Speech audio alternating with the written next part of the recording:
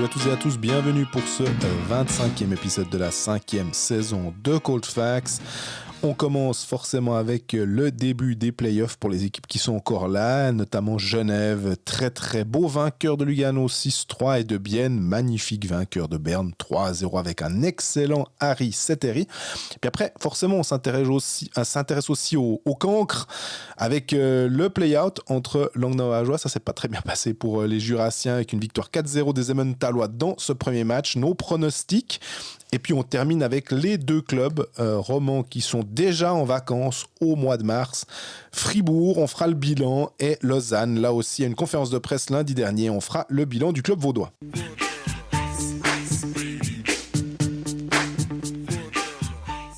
Salut Greg. Salut Jean-Fred, ça va ? Ah, très très bien. Ça sent le hockey, c'est les playoffs, c'est génial. C'est un peu comme les joueurs, c'est le moment qu'on attend, j'ai l'impression. Ouais, exactement. On fait des grandes phrases depuis septembre, mais c'est une nouvelle saison qui commence, donc tout ce qu'on a fait jusqu'à présent ne sert plus à grand-chose pour nous aussi finalement. Et je me réjouis de ces playoffs, je dois t'avouer, parce qu'il y a pas mal de choses qui vont nous intéresser, les romans. Alors oui, on va forcément aussi parler de ceux qui sont plus là, des regrettés lausannois et des regrettés fribourgeois, mais honneur aux clubs qui sont encore là. Mais avant, tu as un petit hommage à faire, deux même. Ouais, hommage, c'est peut-être un peu fort, mais non, juste saluer quand même Martini qui va valider sa promotion en Swiss League. Bon, on sait toujours pas comment s'appelle ce club.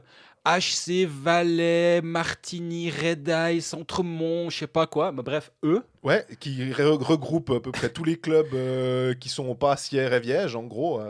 Alors, pour se regrouper, mais pas trop loin de chez soi quand même, en fait. Ça, ils savent faire. Mais oui, effectivement, c'est une bonne nouvelle de voir Martini remonter en Swiss League. Voilà, un roman, ce sera il y aura toujours 10 clubs en Swiss League, et puis un tout petit peu plus bas, un cran ou deux crans en dessous, bravo au HC Vallée de Joux de Jérôme Bonnet, qui a validé, quant à lui, sa promotion en Première Ligue. Visiblement, j'ai reçu des messages de quelqu'un qui suit la Vallée de Joux qui m'a dit « Ah, si jamais vous pouvez parler à Cold Facts, ce serait sympa ». Et puis il y a eu aussi un tweet de quelqu'un qui nous a hâté sur les réseaux de la même manière pour dire saluer. Alors on salue le travail de Jérôme Bonnet et du HC Vallée de Joux. Maintenant, on passe. Juste aussi un petit hommage à Jérémy Gaillan, du coup, qui a annoncé à mon collègue Mathias dans Blick qu'il allait prendre sa retraite au terme de cette saison. Moi, je pensais qu'il était éternel. Alors effectivement, ouais, ça fait partie de comme Laurent Emery, tu sais. Ça fait partie de ces joueurs qui étaient là au moment où on a commencé ce métier, et puis c'est un peu, ils nous rassurent un peu. Ils se disent finalement on n'est pas si vieux que ça. Il y a encore Beat Gerber, il y a encore tous ces types-là. Puis c'est vrai que le nom de Jérémy Gaillan, il fait partie du paysage depuis de nombreuses années. Il bosse maintenant dans la structure de Six de Gaëtan Voisard. Exactement. Mais il arrête donc à la fin de la saison. Et il arrête sur une très bonne note pour le HC Valais, Martini, je sais pas, enfin eux. On commence avec Genève Servette, honneur au leader de la saison régulière, bien évidemment, qui n'avait pas un match facile, si on veut, contre Lugano, qui s'était sorti des pré-playoffs en 2 matchs face à Fribourg. Et puis, un début de troisième tiers où, on va dire, c'est un petit coup d'accélérateur en 28 secondes, quelque chose comme ça. Ouais. On a Philpoula, on a Miranda, bang, bang, hop, merci, salut, 4-2. La Lugano, c'était trop difficile pour eux. On a eu vraiment cette impression que quand Genève a dit on arrête un peu les conneries, ça a passé. Il y a un petit peu de ça. Bon, moi j'ai déjà pas trouvé Lugano très bon au passage. Je les avais pas trouvés bons contre Fribourg, mais suffisants pour passer, parce que défensivement ça avait été solide. Ouais. Quand Koskinen il commence à faire des assists à Artikainen pour un but 100% finlandais, tu te dis oulala, je pense que les Fribourgeois auraient bien aimé voir ce Koskinen là devant le filet pendant 120 minutes et non une muraille. Alors après, c'est aussi une question d'être capable de marquer des buts. Hein. C'est pas que le gardien qui arrête tout ou qui laisse passer. Les joueurs ont aussi une part de responsabilité, mais on parlera de Fribourg un petit peu plus tard. Oui. Mais globalement, moi, j'ai pas trouvé Lugano excellent. Ce qui est rassurant dans cette victoire, je trouve, c'est que Genève non plus a pas été excellent. En fait, c'était pas un grand match, Mais en même temps, il y a tellement de raisons de comprendre ça. Déjà, début des playoffs, donc tu as l'adrénaline qui est peut-être un peu plus haut que d'habitude. Genève a eu une dizaine de matchs une dizaine de jours sans match. La peine ce matin. Une dizaine de jours sans match. Donc, il a fallu beaucoup s'entraîner la semaine passée. Yann Cadieux nous expliquait à la fin du match que c'était presque plus intense cette semaine sans match que s'il y avait eu des matchs. Parce que ils ont poussé les joueurs pour qu'ils soient prêts au début de cette rencontre numéro 1. Parce que, mine de rien, l'avantage de la glace, c'est bien joli, mais si tu te foires au premier match, c'est fini. En fait. Donc, tu as bossé pendant 52 journées pour l'avantage de la glace, puis en 60 minutes, ça peut être poussé. Donc, Genève a pris ce match avec sérieux, j'ai trouvé. Finalement, il y a eu le premier but de Lugano, mais Genève a mis 2 minutes pour réagir. L'égalisation de Lugano à 2-2, elle vient de nulle part. Juste avant, Genève a 2-3 grosses occasions. Fin de deuxième tiers, Genève est très bon. Là aussi, il y a un temps fort sur lequel ils n'ont pas capitalisé. Là, en fait, je te dis honnêtement, après 2 tiers temps, je me suis dit, ouh, ça peut puer. Ça pue un peu cette histoire parce que Genève a tout pour être devant et n'a pas forcément été capable de faire la différence. Lugano devait être exactement là où il voulait. Ouais. À 20 minutes d'en planter encore un sur un malentendu et puis de bétonner derrière autour de Koskinen, ça s'est pas passé. Effectivement, Philpoula Miranda ont fait en sorte qu'on soit tranquille sur la fin du match. J'ajoute aussi Gauthier Desclous qui a été très solide pendant la période après le 4-2. Là, il fait 2 très gros arrêts, un sur Zanetti et un sur Muller, sauf erreur. Hyper solide, ça n'a pas été le cas sur tout le match. Il a peut-être petite part de responsabilité sur le deuxième et sur le troisième. Le troisième à coup sûr, oui. Même si c'est une belle inspiration de Turcauf de venir. Je pense que d'avoir une mascotte à Genève avec le même prénom que lui, Calvin, donc Turcauf, ça a dû l'inspirer, j'imagine, ou je sais pas, mais ce tir depuis derrière la cage, c'est un peu vicelard quand même. Donc oui, il est à Desclous, mais donnons du crédit à Turcauf. D'ailleurs, Desclous me l'a expliqué à la fin du match. Il a dit bravo à lui, quoi, respect à lui d'avoir osé et tenté ça parce que c'est malin de sa part. Mais à part ça, c'était une des grosses questions, justement, le poste de gardien. Ils ont choisi d'envoyer Gauthier Desclous devant le filet. Je me demande ce qui va se passer à Lugano. Mais on a une question à ce propos. Vas-y. De Plouf. Lors de la saison régulière, Cadieux a souvent alterné ses gardiens avec Desclous qui joue à la maison et Maillère à l'extérieur. Pensez-vous qu'il continuera avec le même tournus ? C'est une excellente question et effectivement, je pense qu'on se la pose tous. Je sais pas. Moi, j'aime pas on a toujours fait comme ça parce qu'au bout d'un moment on a toujours fait comme ça, je sais ce qu'on a pas fait. On arrête de faire comme ça, on va dire, mais jouer la main chaude en play-off, c'est un pari qui peut se tenter, mais au bout d'un moment d'établir un gardien numéro 1 puis dire c'est toi notre homme et puis on a confiance en toi, c'est quand même important, je trouve, parce qu'à un moment tu pourras plus te dire le prochain match on envoie lui, puis après celui d'après on envoie lui, parce que en fait le prochain match sera le match 7 potentiellement, puis il n'y a pas de match 8, donc à un moment, tu vas quand même devoir décider. Et cette histoire de repousser en disant « Non, mais on continue d'alterner », oui, mais tu n'as quand même toujours pas pris de décision et je suis sûr qu'à un moment, il va falloir. Et c'est difficile, je trouve, de ne pas établir un gardien numéro 1. Tu te souviens, 2013, l'équipe de Suisse au championnat du monde avec Sean Simpson, où il avait fait Gerberbera. Absolument. Et il avait fait ça jusqu'à la fin, je crois. Il n'y avait pas eu un moment où il avait dit... Puis la question revenait un peu sans cesse. Quart finale, demi-finale, finale, maintenant, tu veux établir quelqu'un, puis c'est en gros, il y répondait jamais parce que il suivait sa logique. Et en un sens, ça, si c'est verbalisé d'entrée en disant non, ou sans le verbaliser, mais si vraiment tu tiens à ton plan, c'est l'avantage par contre pour le coaching staff en disant non, mais on se pose pas la question. Ouais. Ah oui, il a été blanchi, Gauthier Desclous a été blanchi dans le match 1 avec 73 arrêts, pas grave, c'est Maillère. Match 2, Maillère prend 8 rouleaux. En match 4, il sera de nouveau devant le filet. Est-ce qu'en faisant ça, tu enlèves complètement de la pression sur les gardiens en te disant c'est pas lié à leur performance, donc jouez tranquille, jouez votre jeu, faites votre truc. De toute façon, le match d'après, c'est l'autre, mais vous reviendrez dans le filet juste après. J'entends, d'un point de vue management humain, si c'est... Et ça, j'ai aucune idée, honnêtement. J'ai aucun insight sur comment ça se passe entre le coaching staff et les gardiens. Mais si c'est verbalisé en disant vous allez faire comme ci, comme ça, pourquoi pas. J'entends, en tout cas, si tu veux, c'est pas une question pour répondre, c'est vraiment long story short, mais pour répondre à la question de Plouf, je pense qu'il y a pas de... On peut pas dire c'est juste ou c'est faux. C'est bien ou c'est pas bien, c'est pas blanc ou noir. Là, finalement, c'est une façon de faire. Et si on si Cadieux nous explique après les playoffs que son plan dès le match 1 et qu'il l'a annoncé aux gardiens, c'était « Vous inquiétez pas, quoi qu'il arrive, je vais vous alterner jusqu'au bout », ça me ferait marrer et je trouverais ça assez révolutionnaire entre plein de guillemets, parce que peut-être il y a des clubs qui l'ont déjà fait ailleurs, mais malheureusement on ne suit pas. En NHL, je crois que Vegas avait fait une alternance pendant très très longtemps pendant les playoffs. On en parlait avant le match, justement avant le match numéro 1, avec notamment un des fidèles auditeurs de ce podcast, et il m'a sorti l'exemple de Pittsburgh qui doit te parler avec Murray et Fleury à une époque. Oui, mais ce n'est pas l'alternance comme ça. Mais il y avait l'histoire de blessure aussi. Exactement. À un moment. Voilà, tout à fait. On a une autre question de Plouf, c'est votre avis sur le but annulé hier soir à Genève. Je suppose qu'on parle donc du but d'Artikainen. Enfin, est-ce que c'est Artikainen ou quoi ? C'est Pouliot. Oui, voilà, Pouliot, mais c'est Artikainen qui pousse un peu ou qui a vaguement 3 mm de trucs dans la zone ou un truc comme ça. Ouais. On a à nouveau perdu 5 minutes, on a fini à 23h50 à Genève. J'en peux plus de cette règle, honnêtement. Enfin, laissez-les un peu jouer au hockey aussi. Enfin, je sais pas. En fait, cette annulation de but, moi, je l'ai honnêtement pas comprise. Et je pars toujours du principe que si je l'ai pas compris, c'est que j'ai pas vu quelque chose. Ouais. J'essaye en tout cas de me le dire avant de faire des grands cris. Et d'ailleurs, j'ai pas du tout thématisé ça. Tu me diras, c'est beaucoup plus simple de pas devoir le thématiser quand Genève gagne, qu'il n'y a pas eu de conséquences.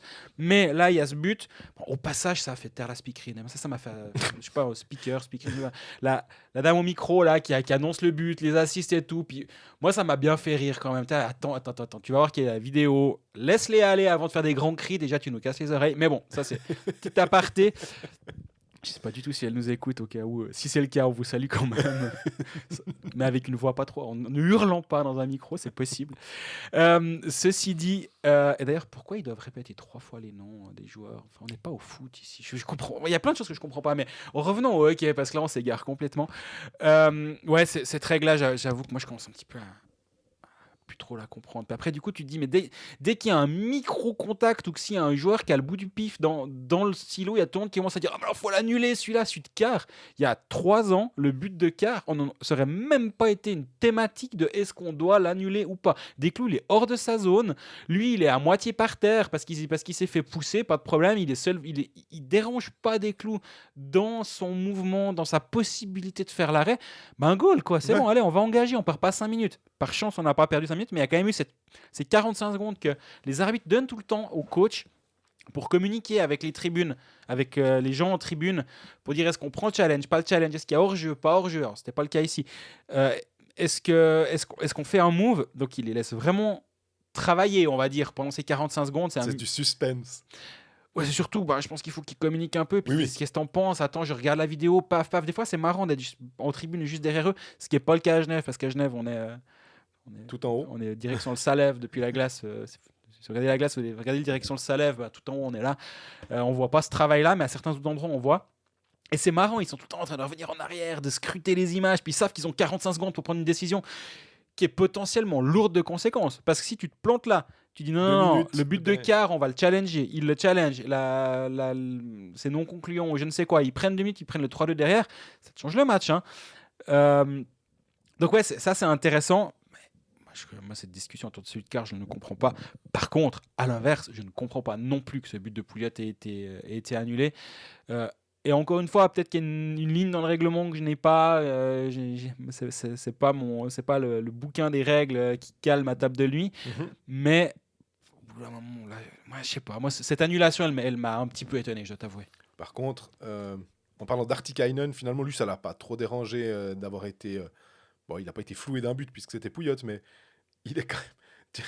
T'as écrit le Trax, parce que pour moi, c'est vraiment c'est vraiment la définition même de Teemu Artikainen. Tu te dis déjà, bon, saison régulière, tu vois ce type-là, indéplaçable, capable d'aller tout proche du but. Moi, je me dis ça, c'est un bon joueur de play-off. Il sera utile en play-off. Bon, jusqu'à preuve du contraire, ça fait qu'un match, hein, on va se calmer. Mais il n'est pas trop inutile en play-off. Ouais, je trouve que le sur le Trax, là, il va assez bien. Je sais pas, moi, je l'imagine dans la bande, avancer dans la bande comme un Trax qui avance tranquillement. Il va pas aller bien vite, mais il va aller. Il va aller. Il peut se passer peu importe quoi devant, il va avancer et puis il va pas être embêté. Hein. Et il a été très présent, je trouve, devant la cage. À un moment, ça m'a presque marqué parce que c'est comme souvent avec lui. Tu sais que le puck va lui venir et qu'il aurait une chance de marquer. Et puis, je me mets à la place des défenseurs qui sont mieux placés que nous. Ils le voient. Hein. Nous, qui sont meilleurs que nous aussi pour jouer au hockey, par exemple. C'est un peu leur travail et ils savent faire. Mais malgré ça, et là aussi, tu peux un peu dire « Ah, les coachs, moi j'avais vu venir. » Ouais, tu peux bien t'imaginer que tout le monde, en fait. Mais le problème, c'est qu'il y a tellement d'armes sur la glace en même temps. Et moi, là, le power play a été mis avec Vatanen et Temernes, en plus de Artikainen, Omark et Phil Poula. Enfin, moi, si je suis le coach adverse, je pars du principe qu'on va prendre un goal. Tu dis, bon, on va 100% des power play, on les compte comme des goals encaissés et on célèbre une victoire si on tient les 10 minutes sans goal. Comme ça te met un peu moins de pression, tu sais que tu vas prendre un but. Ils sont tellement forts. C'est insupportable presque pour l'équipe adverse. Ouais. Et Lugano n'a pas vraiment limité les pénalités pour autant. Le powerplay, si bon soit-il sur le papier, n'a pas été ultra dominant pour autant. Mais voilà, ça revient sur ce que je disais au début. C'est ultra perfectible ce match de Genève. Il y a plein de petites choses qui font que tu dis, ouais, il peut mieux faire. Mais en même temps, heureusement, c'est le pré-match des playoffs. Il y a du temps. En plus, ils l'ont gagné sans trop trembler au bout du compte. Oui, à la 40e, tu dis, qu'est-ce qui se passe ? Mais après, à la 42e, tu dis, bon, ça va aller. Lugano c'est pas la 58e, on va dire. Exactement. Lugano, à 4-2, ils reviennent pas parce qu'ils n'ont pas proposé beaucoup de jeux. Je trouve à 55, ils n'étaient pas si mal, Lugano. Mais après, voilà, c'est un match à l'extérieur. Ils n'étaient pas venus là pour jouer au hockey non plus. Oui. Hein.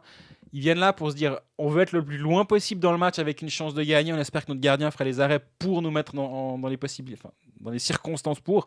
S'il peut éviter de donner les pucks à Artikainen face à la cage vide, ça va arranger tout le monde. Oui. Maintenant, ça va être intéressant de se projeter sur le match numéro 2. Parce que, en fait, là, Genève, le seul truc qu'a fait Genève, c'est qu'ils ont remis la pression sur Lugano. Parce que quand tu joues à la on revient avec les mêmes phrases que l'année passée. Hein, la série, elle n'a pas commencé tant qu'aucune équipe a gagné à l'extérieur. Ouais. Et pour l'instant, aucune équipe a gagné à l'extérieur. Ni Bienne, ni Genève. On verra ce qui se passe ce mercredi soir. Les séries n'ont pas commencé. Chacun a fait... C'est comme au tennis. Tant que tu ne te fais pas breaker... Tu donnes les balles à l'autre et tu dis vas-y, à toi de servir. Est-ce que tu ne penses pas que le principal ennemi de Genève dans cette série, c'est Genève lui-même ? Dans cette série, ouais, je peux...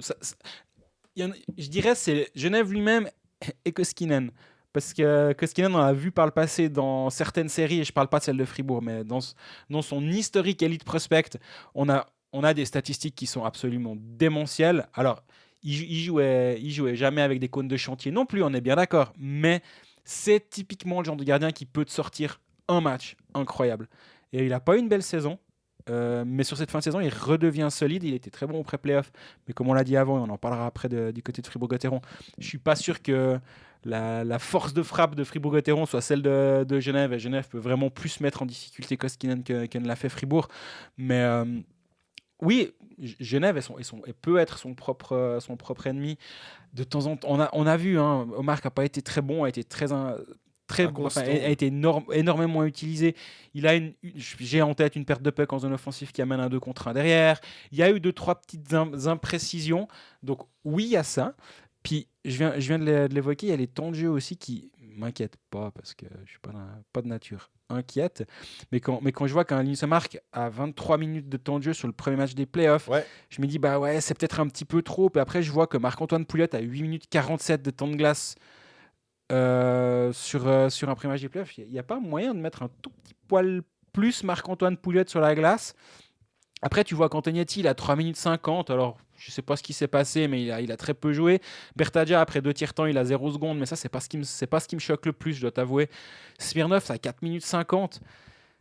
On parle souvent des défenseurs, mais les joueurs que tu évoques, ce pas des nulos. Hein. Donc, non. Tu te dis que ça peut peut-être... En plus, à 4-2, peut-être justement faire jouer un peu plus les gars pour garder une sorte de fraîcheur, pas en vue du prochain match, mais simplement pour garder de la fraîcheur en vue du 3e tiers, tout simplement. Mais étant donné que tu marques tellement tôt, ça permet de faire tourner les lignes, quoi. Mais puis surtout, là, moi, je trouve qu'il faut penser un peu big picture. Ouais. Et là, si ton but, c'est les pré-playoffs, si t'es en pré-playoff, puis tu dois gagner 2 sur 3, que tu pousses à fond sur une ou deux lignes, que tu coupes ton banc, que tu fasses quasi pas jouer ta 4e ligne, dans laquelle il y a Marc-Antoine Pouliot, qui joue 8 minutes, c'est un jeu un petit peu dangereux. Après, à l'inverse, et laissons voir aussi ce qui va se passer au niveau de cette série, Genève sortait d'une longue période sans match. Cadieux s'est peut-être aussi un petit peu dit, maximiser, je coupe mon banc. De toute façon, sur ce premier match, il n'y aura pas de souci. Les jambes sont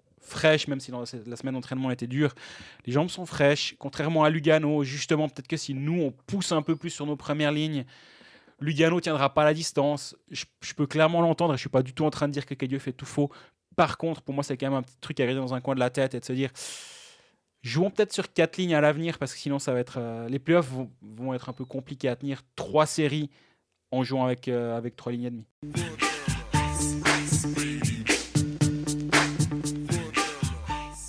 On enchaîne avec Bienne qui a extrêmement bien entamé sa série derby contre Berne. C'était pas forcément simple non plus parce que Berne était dans le rythme encore un petit peu plus finalement que Lugano. Alors ils pourraient peut-être être un petit peu plus fatigués puisqu'ils ont eu un match à jouer encore le samedi pour définitivement éliminer Cloton. Mais quand on a une équipe comme Berne, même qu'elle n'est pas exceptionnelle cette saison, loin de là, c'est le genre d'équipe que tu n'as peut-être pas forcément envie de rencontrer tout de suite en play-off parce que tu te dis, s'il y a une équipe qui peut se mettre ensemble, avoir une sorte de momentum, puis après il faut quand même aller jouer à la post-finance. Il y a quand même des sacrés joueurs, moi, des Moser, des Chervet, des gars comme ça qui ont déjà gagné une foule de titres. Tu parlais de Beat Gerber aussi. Ces gars qui ont l'habitude. Untersander, j'ai pas trop envie de jouer contre eux. Mais finalement, ça s'est bien passé. Ça s'est bien passé aussi parce que Wüttrich donne le premier but à Bienne. Ouais, alors il donne plutôt le troisième, je trouve. Le troisième aussi, on est bien d'accord. Le premier, c'est avec le tir de Grossman. Il a l'air un peu... Flottant, ouais. Puis elle part en lucarne. Je suis d'accord que Wüttrich peut mieux faire. Wüttrich peut clairement mieux faire. Mais au bout d'un moment, si ton meilleur joueur, et je parle du point de vue bernois, si ton meilleur joueur a décidé que le hockey sur glace était la 50e de ses priorités au moment d'entrer sur la glace à Bienne hier soir, et je parle de Di Domenico, évidemment, tout le monde l'aura compris, au bout d'un moment, ça ne va pas servir à grand-chose. Faut même pas venir. Ouais. Honnêtement, moi, j'ai aucune leçon à donner à quiconque ni quoi que ce soit, mais de l'extérieur, moi, quand je vois le foin qu'a fait Di Domenico pour un résultat nul pendant toute la rencontre, tu dis, écoute, prochain match, moi je pars avec 2 défenseurs étrangers. Déjà, j'ai pas compris pourquoi Golubev a joué. Il est pas terrible ce joueur, honnêtement. Et puis Tevez fait une belle fin de saison et j'ai vraiment pas compris ce choix-là. Mais bon, tu dis, on va essayer. Bon, tu veux pas cadenasser le match 2 à la maison, mais au moment, tu te dis, écoute, Ido, tu me casses les couilles, tu sers à rien. Reste en tribune. Soit tu joues au hockey, soit tu restes en tribune. Mais là, tu n'aides pas l'équipe. Est-ce que tu penses que le fait... j'avais envie qu'on parle de Di Domenico dans la partie fribourgeoise, mais ma foi, il est encore à Berne. On en reparlera un peu. Voilà. Est-ce que tu penses qu'il en a... tu dis rien à secouer. Je pense pas qu'il en a rien à secouer. Je pense qu'il a une frustration énorme parce que c'est un gagneur. Tout le monde le dit, toutes les personnes qui le connaissent. Comme il a déjà signé ailleurs. Non, ça n'a rien à voir. Rien à voir. S'il finit avec le titre avec Berne, je peux te dire qu'il sera pas mécontent. Il n'a pas gagné 10 000 titres depuis qu'il est arrivé en Suisse. Absolument. Je pense que je suis à Ligue B, ça compte pas. Donc, non. C'est un gagnant. Ça, alors, j'ai aucun doute là-dessus. Par contre... faut qu'il aide l'équipe là. Et là, il est plus frustré. Il veut sauver l'équipe tout seul. Ça marche pas. Il s'énerve. Donc, il est. C'est une proie. En fin de match, c'est une proie facile. Je l'ai vu aller foutre une boîte inutile sur le top scorer. Mais c'est les autotamponneuses au bout d'un moment, Di Domenico. Tu sais, il est vraiment comme au volant d'une auto-tamponneuse. Il veut taper tout le monde. Il sait pas pourquoi, il sait pas où il va. Tant qu'il tape les gens et puis qu'il bump tout le monde, il est hyper content.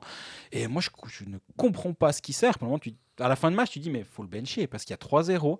Il va juste s'énerver avec tout le monde. Si ça se trouve, il va se prendre 2 matchs de suspension. Il a touché la latte. Absolument. Sur un tir très, très... dans un angle très fermé. Mais il va quand même choper la latte de Setteri. Mais d'avoir une bombe à retardement en face pour Bienne, c'est du pain béni. Oui. Mais comme tout le monde l'a écrit avant la série et tout le monde l'a dit avant la série, ça va dans les deux sens. Parce que rappelle-toi, le Di Domenico des playoffs de la saison dernière contre Lausanne, où il avait été fantastique, il peut t'aider à gagner une série. Je dis pas qu'il l'a gagné tout seul, c'était pas le cas. Non. Mais il était l'une des pierres angulaires du powerplay de Fribourg qui a permis à Fribourg de passer contre Lausanne. Mais à l'inverse, contre Zurich, il se fait sortir au match 4, il prend pénalité de match. D'ailleurs, il a raté le début de la saison avec Berne à cause des playoffs de l'année passée.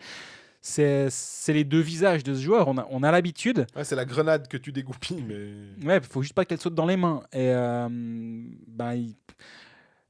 si Di Domenico joue à ce niveau-là sur toute la série, ça va pas être compliqué pour Bien, je pense. Mais au-delà de ça, je trouve que là, on a l'impression qu'on met un peu l'emphase sur Bern s'est sabordé. Hein, non, alors absolument pas. Mais non. Faut vraiment aussi saluer le travail biennois, parce que la question qu'on se posait, notamment sur le plateau des Pécalistes lundi, c'était de se dire, Bien, on sait que c'est une superbe équipe de saison régulière. On a vu, ils produisent un jeu qui est vraiment chatoyant, qui est intéressant à voir jouer. Et ça fait plaisir de voir Bien sur la glace. Ça fait assez plaisir de voir Genève aussi. Et que finalement, ces deux clubs qui sont premiers et deuxièmes de la saison régulière, c'est un beau plaidoyer pour le hockey sur glace. C'est une belle publicité qu'on fait à ce sport.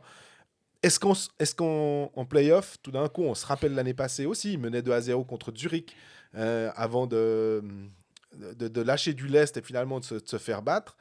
Là, ce serait bien pour Bien de passer cette série contre Berne. Je pense que ce sera plus simple de jouer Berne que Zurich, objectivement. Hein. Le Zurich de l'année passée face au Berne de cette année, de toute façon. Mais il y a un très bon gardien à Bienne. Cette série qui commence, je crois que c'était son 8e blanchissage, quelque chose comme ça, un 7 en saison régulière, et puis le 8e qu'il fait là en play-off. C'est quand même vraiment plutôt bien de compter sur un gardien aussi dominant.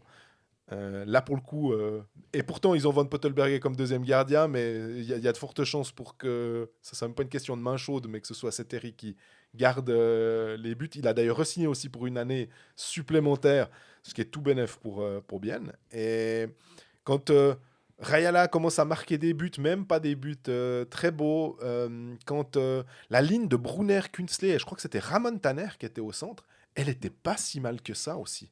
Finalement, on pouvait se dire, ouais, sans Quinty, est-ce que ça va... Moi, la ligne qui m'a impressionné, j'ai regardé le match, c'est l'avantage de ces soirées à 2 matchs, puis quand tu es sur un des 2 matchs, tu as l'écran avec l'autre, puis quand il y a 5 minutes pour savoir s'il y a un nez dans la truc, tu peux regarder le match tranquille. Tu peux regarder le match tranquille, surtout qu'en plus il y avait du décalage, donc c'était vraiment parfait. Moi j'ai trouvé la ligne de Salinen, Rayala, Kessler excellente. Ouais. Ils ont campé en zone offensive contre Berne, c'était vraiment impressionnant, et moi c'est cette ligne-là qui m'a le plus plu. Et le problème aussi quand tu regardes l'alignement de Bienne en l'état, c'est que ton centre 4, c'est Sandro Brugger. En fait, tu as l'impression que Sandro Brugger... de Berne, ouais. Centre 4, c'est Sandro Brugger. Tu as l'impression que Brugger, toute la saison, vu qu'on suit beaucoup moins la Swiss League, on ne sait pas trop où il est, puis pim, il vient. C'est la comète, tu sais. Épisodiquement, il repasse à Berne, on ne sait pas pourquoi. Après la comète de Halle, la comète de Brugger. Exactement. Il passe un poil plus régulièrement, par contre, c'est chaque année en mars.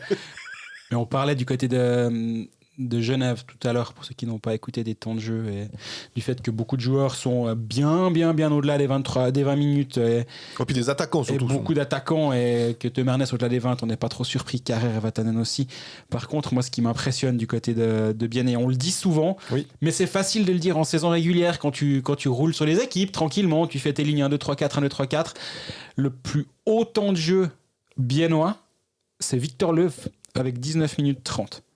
Et sinon, il y a tout le monde, à peu près, qui est entre 15, 16 et 17 minutes de temps de glace. Ouais, ça implique tout le monde aussi, finalement. Et ça, moi, je trouve que c'est aussi un moyen, comme tu dis, d'impliquer tout le monde et de garder tout le monde frais. Et sur la longueur d'une série, si la série venait à se prolonger, parce que vu ce premier match, on pourrait être en droit de douter que la série se prolonge.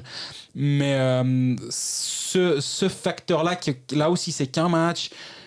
On verra comment ça évolue, on verra si Bien est mené, comment Turmanen joue ses lignes. Parce que quand tu joues ta partition 1-2-3-4, 1-2-3-4 en menant 3-0 assez rapidement dans la rencontre, c'est plus facile justement d'équilibrer tes temps de jeu et de ne pas devoir pousser. On est bien d'accord. Donc, attendons de voir jeudi si Bien se retrouve mené, comment ils réagissent. Mais la gestion de Turmanen est exemplaire en saison régulière, et finalement elle l'est aussi sur ce premier match des playoffs. Mais c'est ça, j'ai l'impression qu'on est souvent à dire tout le bien qu'on pense de Turmanen, de sa gestion-là, et qui déroge pas forcément tellement à sa règle. Est-ce qu'on a souvenir d'un défenseur biennois à 27 minutes ? Moi, sans doute que c'est peut-être arrivé, mais j'ai l'impression que c'est pas dans son ADN. C'est que vraiment, ma foi, j'ai X qui est pas là, je mets Y, et je vais faire comme si c'était X. Mm-hmm. Que ce soit Kunti ou Ramon Tanner, finalement, ça me pose aucun problème de faire jouer le même temps de jeu à l'un ou à l'autre, sachant que peut-être, alors bien évidemment, peut-être que Kountis jouerait sur une unité spéciale de plus et qu'il aurait 6 minutes en plus, mais on va déjà dire rien que bêtement à 5 contre 5, ce serait kiff-kiff. Et pour ça, chapeau. Et donc, on se réjouit de voir ce match à Berne jeudi soir. Ouais. Puis finalement, si tu regardes cette équipe de Berne, ta 4e ligne, c'est Baumgartner, Brugger, Farny.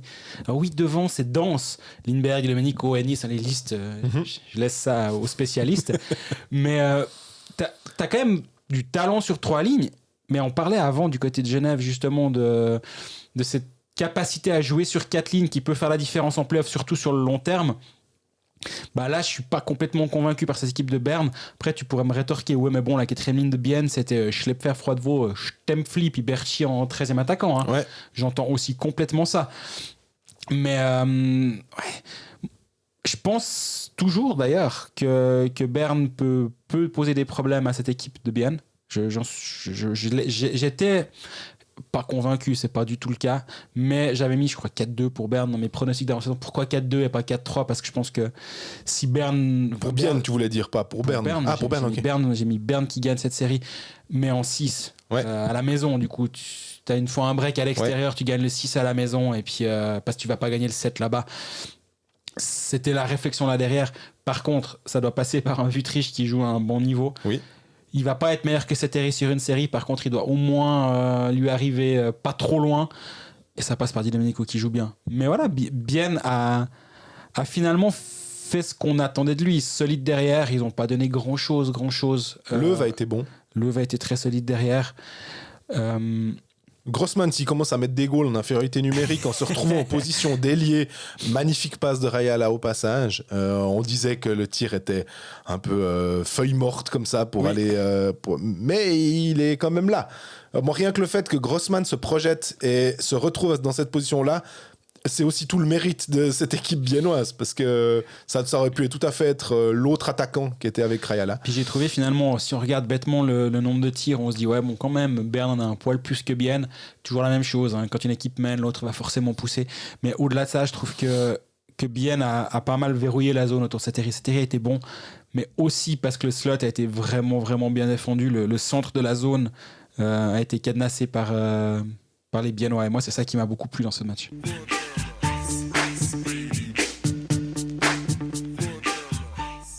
On passe au play-out entre Ajoie et Languedoc. Le premier match en best of 7 était à Lille-Fils.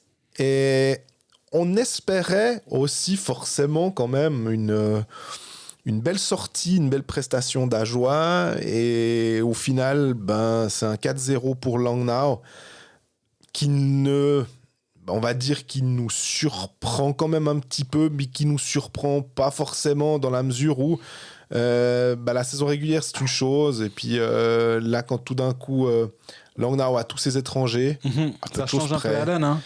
C'est surtout que c'est quand même une équipe, à un moment, elle a fait 60 points, puis à un moment, elle était bien partie pour se qualifier pour les pré-playoffs. Ce qui n'a jamais été le cas d'Ajoie, malgré une très bonne fin de saison, malgré la prise de pouvoir de Julien Vauclair qui a bien marché. Et pourtant, je me disais, tu vois, De Vaucel là, Asselin qui marque ses buts, TJ Brennan qui est toujours là, des bons gardiens. Je trouvais qu'il y avait tout pour bien faire du côté d'Ajoie et qu'ils n'allaient pas se rendre dans les mentales avec le rôle de la victime expiatoire, mais difficile quand même sur le coup. Malgré pas mal de shoots de la part d'Ajoie, pas grand-chose de très dangereux au final. Et de l'autre côté, on a Cody Keane, on a quand même 2-3 joueurs suisses qui marquent aussi des buts. Quand tu te prends un goal de Lapinski, c'est après quoi début du deuxième tiers aussi. Ouais. C'est ces moments clés, tu sais. Hein. À 5 contre 5, Ajoie a quand même été vraiment, vraiment à la peine pour construire quelque chose d'à peu près dangereux. Ils ont la grande majorité, ils ont environ 1,9 expected goals sur tout le match, dont 1,35 sur la troisième période. Donc au moment où... C'est comme tu disais avant. Ouais, au moment où c'était un peu plié, ils ont commencé un peu, ils ont eu 2-3 chances, mais sur les 2 premiers tiers, ils ont vraiment pas eu grand chose. Et c'est un peu le même constat qu'on peut faire avec avec Bien Bern. Le gardien était bien protégé parce qu'il y a 4 tirs dans le slot à peu près, dont un bloqué. Ils n'ont rien donné, ils sont tout le temps en périphérie au niveau de la shot map. La défense de Langnau a rien laissé à Ajoie. Donc finalement, c'est une victoire complètement méritée pour Langnau. Est-ce que ça doit changer quelque chose? Non. C'est ça en fait. Dans le sens où, comme on disait avant, c'est une longue série, 7 matchs, ça peut vraiment être long, il peut se passer énormément de choses. Donc Ajoie va accueillir Langnau jeudi avec un peu plus de pression, parce que si tu te fais breaker d'entrée, c'est compliqué, mais ils sont à une victoire de remettre la pression en face. C'est toujours la même chose dans ces playoffs. Gagnez vos matchs à la maison, puis au bout d'un moment, il va falloir gagner à l'extérieur quand tu commences à l'extérieur, on est bien d'accord. Mais la bonne nouvelle, comme tu disais, De Vos de retour, mine de rien, c'est quand même comment dire, la figure. L'assurance vie du HC Ajoie, je sais pas si on peut dire ça, mais là il a décidé de le faire jouer avec Ezen et puis Thibaut Frossard sur une première ligne.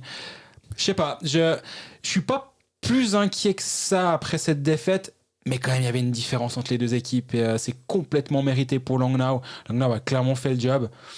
Mais paraît que c'est difficile d'aller jouer à Ajoie, non?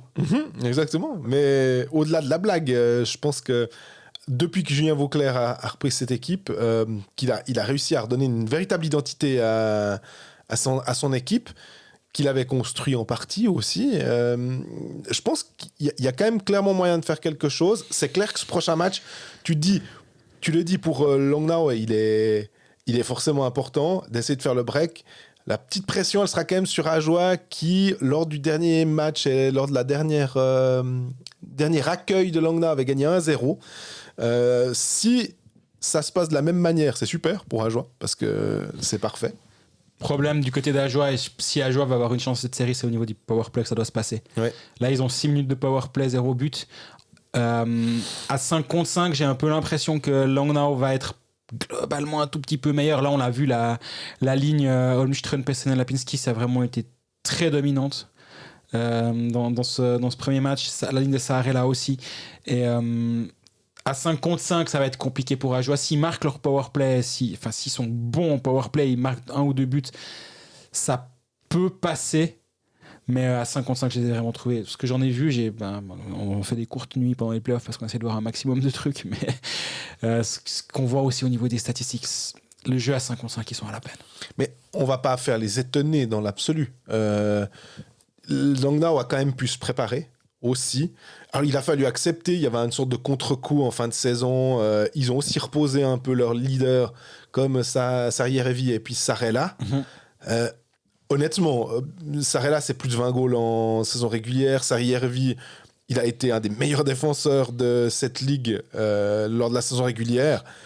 Malgré tout le bien qu'on pense de TJ Brennan et les buts qu'il marque et tout, c'est quand même la légion étrangère de Langnau et il manque Michaelis. C'est fort et c'est assez jeune aussi. Moi, c'est ça qui m'impressionne. Et finalement, on parlait de Vos et on parlait pas d'Hazen, mais on les dissocie rarement finalement. Et on dit ils sont capables de jouer en National League, ils l'ont prouvé. J'ai l'impression que finalement pour eux c'est encore un petit pas supplémentaire de prouver qu'ils peuvent être bons aussi dans une série un peu à la vie à la mort finalement, et plus cette série qu'une éventuelle série contre le vainqueur de Ligue B, enfin de Swiss League. C'est à eux de montrer aussi qu'ils sont là. Et juste pour dire, les gars, vous nous avez pas enterrés après le 4-0, mais on est là. Moi, de ce que je disais aussi sur le plateau des PKI, j'attends beaucoup de Frédéric Gauthier, parce que je pense que c'est un joueur dont le profil, on parlait d'Artikainen, c'est un profil qui me semble être là aussi taillé pour ces combats-là. Peut-être qu'en saison régulière, il va aller gagner des engagements, il va aller un peu gratter, ça va se voir, mais il peut peut-être plus passer inaperçu, et que tout d'un coup, quand il va falloir aller chercher quelque chose, que ça sera sans doute serré, parce que j'imagine quand même des matchs un peu plus serrés que ce 4-0, qui sera diablement efficace, parce que toi, tu vois. En fait, c'est vrai, je suis assez d'accord avec toi. Si Ajoie, on parle beaucoup d'Hazen et de Vos, c'est qu'effectivement, c'est eux qui vont devoir être capables de marquer. Mais si tu dois être bon à 5 contre 5, ça passera par un centre capable de jouer défensivement de la bonne manière contre justement des lignes où tu as des Sarela, des Ikin, des joueurs qui sont quand même super bons. Et pas négliger le fait que à la maison, jeudi, Julien Vauclair aura le dernier changement. Mais il me semble qu'on n'en parle jamais en saison régulière, mais quand tu dois commencer à faire des ajustements, quand tu commences à voir que ces deux lignes-là ont eu de la peine contre telle ligne, peut-être de matcher différemment tes lignes, ça peut être une arme tactique dans les mains de Julien Vauclair pour justement essayer d'être un tout petit peu meilleur à 5 contre 5 en matchant ta ligne Hazen de Vos avec peut-être une 4e ligne adverse ou une 3e ligne adverse si c'est possible. Et c'est sur ce genre de petits détails-là que j'attends Julien Vauclair pour voir si ça peut faire un petit peu la différence. Jouer sport, un jeu de la loterie romande. Bon, on vient de faire des théories sur les 3 premiers matchs de nos romans, du coup, qui jouent tous le même soir. Pour les pronostics, c'est simple pour nous. On va se concentrer sur le match 2 de ces 3 séries. Les codes sont déjà disponibles sur le site de la Loro. Donc les matchs sont Ajoie Langnau, Berne, Bienne, Lugano, Servette. Sans voir les codes, toi, tu fais confiance aux équipes à domicile pour gagner ou bien tu nous vois une petite surprise? On vient de parler d'Ajoie. Et je me dis que peut-être la cote de ces... 2 contre 1 Ajoie. Ouais, je dis ça doit être la cote la plus intéressante finalement.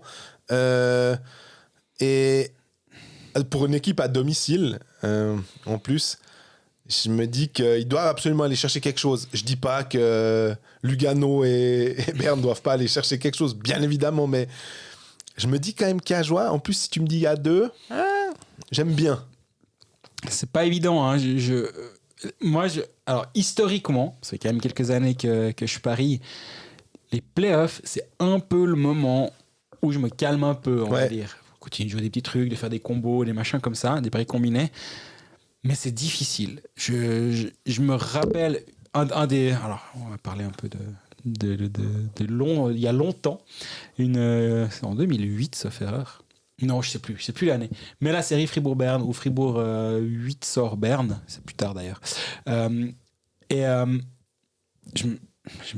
Fribourg commence à battre Berne, je me dis ouais mais Berne va gagner derrière, du coup tu joues Berne, puis ils reperdent, puis tu t'entêtes, puis tu rejoues Berne, puis en fait chaque fois il y a des fois des dynamiques dans des playoffs en une semaine, tu peux avoir les planètes qui s'alignent et il y a un peu moins de rationalité on va dire qu'en saison régulière où tu as des tendances, il y a moins de sauts dans les deux sens. Tu joues tout le temps contre le même aussi. C'est ça. Et tu te connais par cœur. Donc c'est vrai que c'est une période qui est un peu difficile. Ça veut pas dire qu'il n'y a pas de paris intéressants à prendre. Non, mais ça veut peut-être dire aussi, on peut le dire, je pense, de peut-être mettre des sommes moins importantes en se disant c'est plus volatile. Exactement. Donc, c'est tout à fait une option.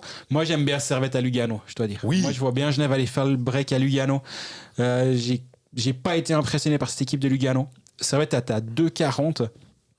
Mais je te dirais que si Lugano veut absolument... Est-ce que on peut aussi peut-être se dire, ça veut pas dire qu'il y aura de toute façon un vainqueur, mais comme il y a les prolongations à la mort subite, d'ailleurs, en parlant de mort subite, excellent format qui a dû te prendre un temps, pas possible à faire. Ça a pris 2-3 heures. Ouais. Sur les matchs les plus longs de l'histoire, notamment le match de Genève et puis le Lausanne-Fribourg de l'année passée. Avec cette mort subite-là, je me dis...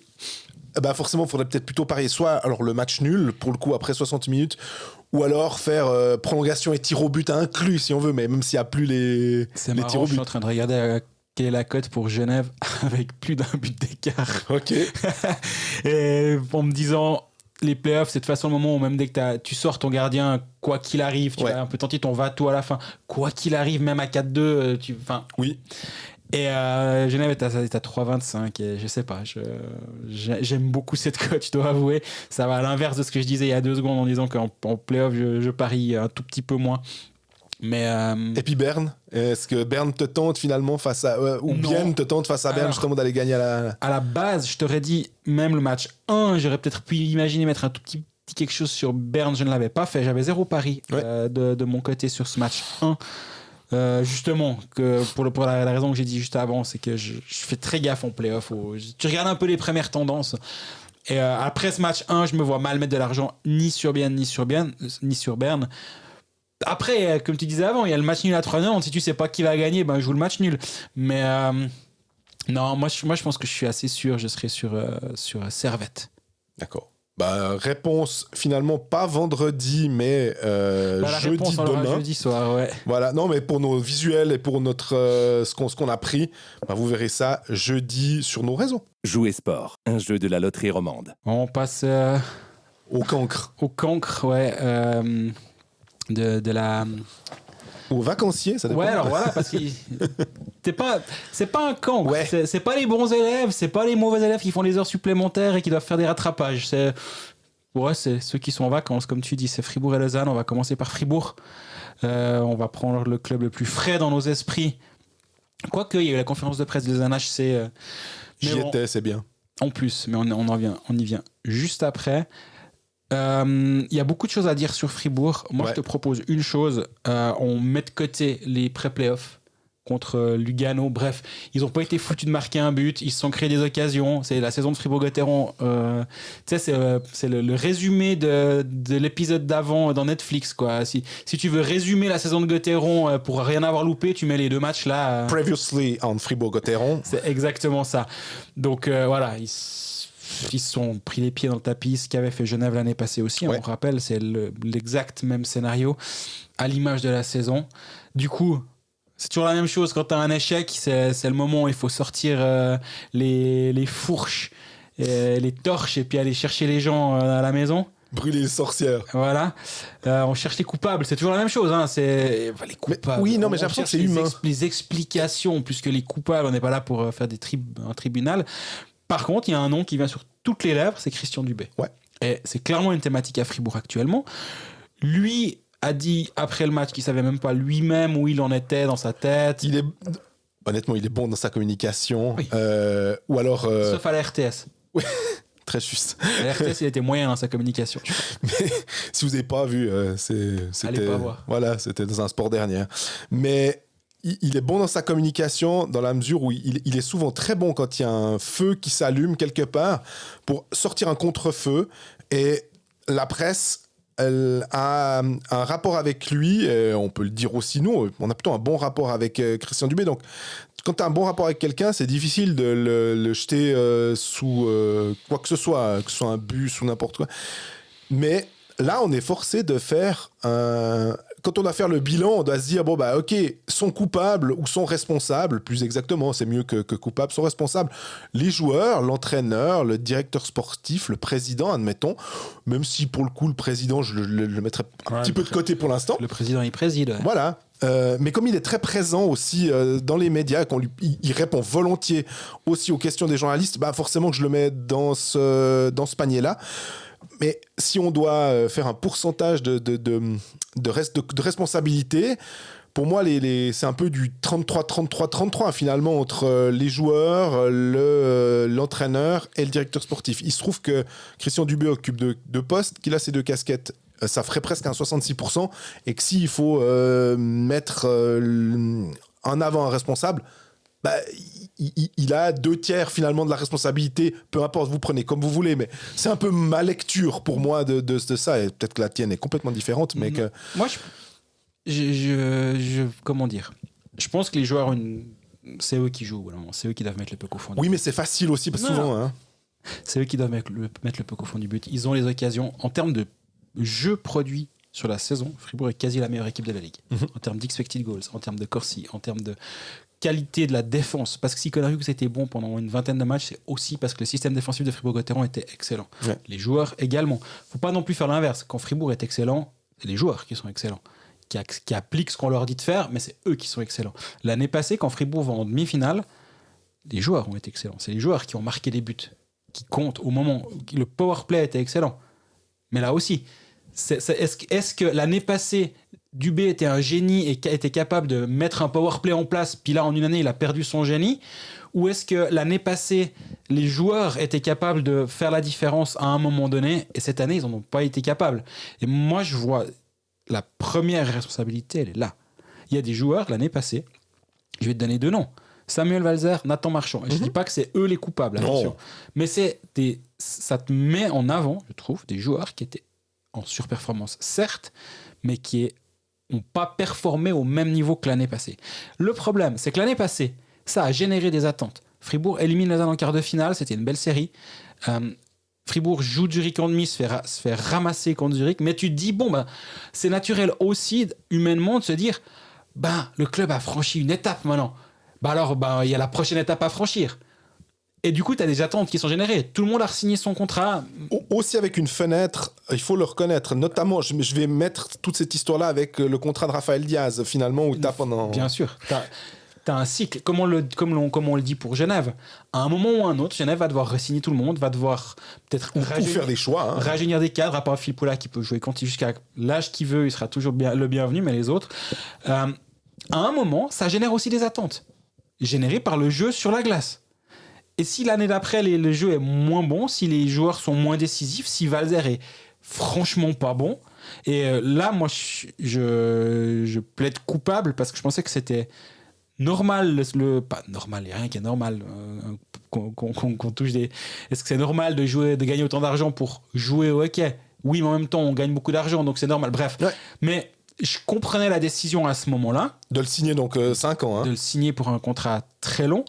Mauro Jörg avait été excellent aussi, il a signé son contrat. Et derrière, en fait, tu as tous ces joueurs qui vont peut-être un tout petit peu moins bons, qui sont moins bons que l'année passée. Et c'est clair que ça commence par là. Mais par contre, là où je continue ma théorie, moi, si je dois scinder les deux casquettes sur la tête de Christian Dubé, moi, j'ai un peu l'impression que c'est le directeur sportif qui doit être mis en avant le coach. Et je lis beaucoup de choses sur le coach Christian Dubé. Mais à un moment, si l'équipe performe bien sur la glace, si le jeu proposé, si le volume de jeu proposé, le nombre de chances de but est bien là, et qu'à la fin, les gars qui doivent marquer des buts ne sont pas là, est-ce que c'est au coach ou est-ce que c'est au directeur sportif ? Tu me diras, là, ça tombe bien, c'est la même personne. Hein. On est bien d'accord. Mais vu qu'on scinde les responsabilités, moi, je pense que... Alors, on a... Avant la saison, parce qu'il ne faut pas faire du révisionnisme, ça, moi, j'aime pas... Mais avant la saison, on disait Delarose et Vainio, on comprenait complètement. Je pense que Delarose, il n'y a rien à dire. Il a fait exactement ce qu'on attendait de lui. Il était pas mal en pré-playoff, d'ailleurs. Rien à dire. Moi, j'aurais bien aimé le voir en playoff. Ouais. On verra pas. Et après, ils nous disent ouais, mais on a tout engagé avant la KHL. Donc, les autres ont commencé à signer des Granlund et des Artikainen et puis des Lettonen. Nous, on s'est retrouvés avec Vainio qu'on avait signé bien avant.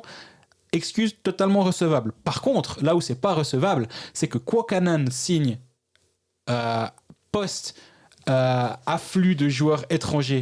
Une année en pensant retourner en LHL. Alors lui en plus, ouais, lui t'as l'impression qu'il a tout le talent du monde dans les mains, mais il est d'un frustrant ce joueur. Et ça, pour moi, c'est erreur de casting.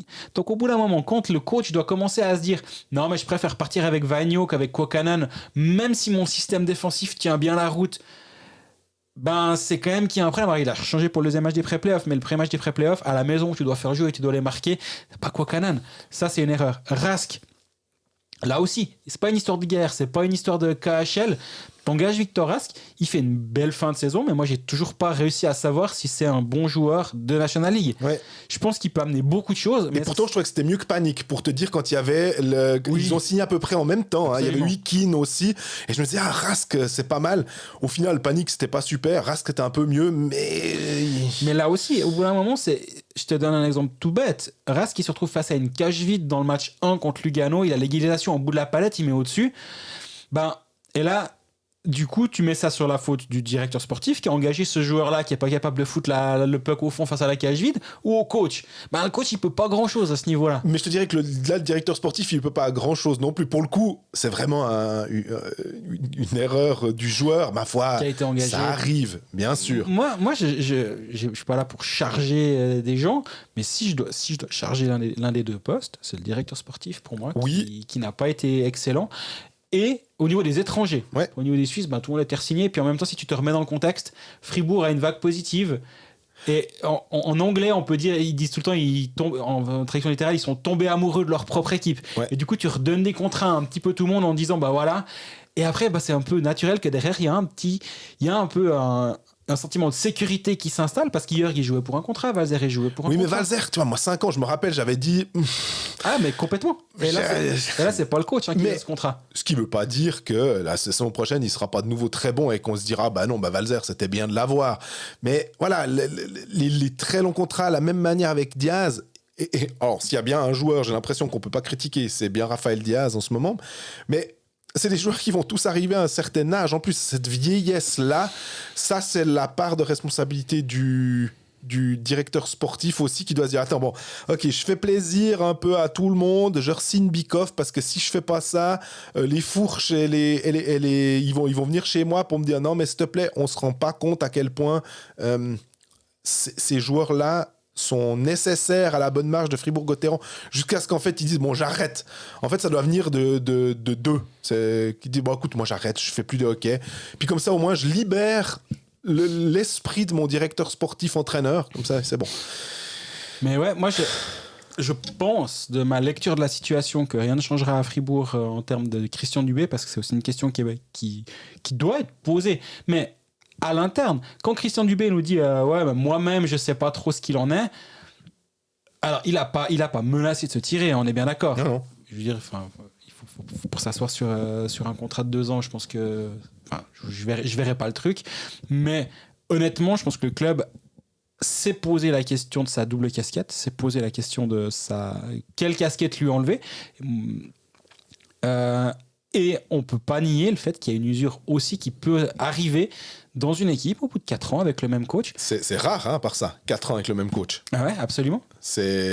On se souvient, et Kari Alonen, et pourtant qui a fait tes 2 titres avec Berne, il y a aussi eu une usure, et pourtant il a été champion, il était brillant hein, avec Berne. Puis à un moment, ça lâche. Finalement, l'expérience Chris Maxorley à Genève, l'expérience Arnaud Delcourtois à Davos, c'est des anomalies du sport professionnel, en gros. Oui. Comme Arsène Wenger à l'époque à Arsenal, comme Alex Ferguson aussi. C'est pas normal. Ces cycles-là doivent être quand même beaucoup plus courts. Je sais pas, ça me fait penser à des machines à laver, mais finalement, tu dois arriver... Le discours lasse, tu changes tes joueurs, puis après, puis en même temps, le directeur sportif, il peut te dire, écoute, tu veux signer pour moi, parce que les contrats sont de plus longue durée en hockey suisse maintenant. Hein. On va dire qu'un contrat de 3 ans, c'est presque un contrat petite durée. Vraiment, hein. Des 4 ans, des 5 ans, voire des 7 ans, on en a vu plusieurs. C'est plus anormal. Ce qui fait que les joueurs sont plutôt en position de force. Écoute, t'as Valzer qui dit, écoute-moi mon grand, tu fais ce que tu veux, mais moi, je suis là pour les 4 prochaines années encore, ou les X prochaines années, je suis là. Ouais, absolument. Christophe Berchi, la même chose, je suis là. Donc, c'est eux qui décident. Mais on parle d'usure, mais au bout d'un moment, moi, si je regarde le bilan des 4 dernières saisons, parce qu'il a repris en cours, mais Fribourg avait été calamiteux en début de saison, se termine 7e, la première année de Dubé, playoff annulé, pour les raisons qu'on sait. Derrière, 3e, 2e.